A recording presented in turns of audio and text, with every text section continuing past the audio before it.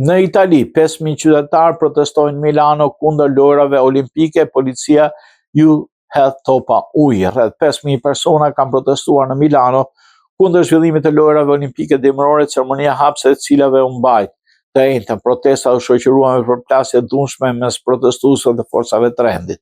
Sipas raportimeve, protestuesit kanë qelluar me fishek zjarr furgonet e policisë, ndërsa kjo e fundit është kundër përgjigj duke përdorur topa ujë dhe gaz lotësjelljes. Mediat italiane raportojnë gjithashtu për një sulm me armë ndaj policisë, megjithëse detajet mbeten të paqarta.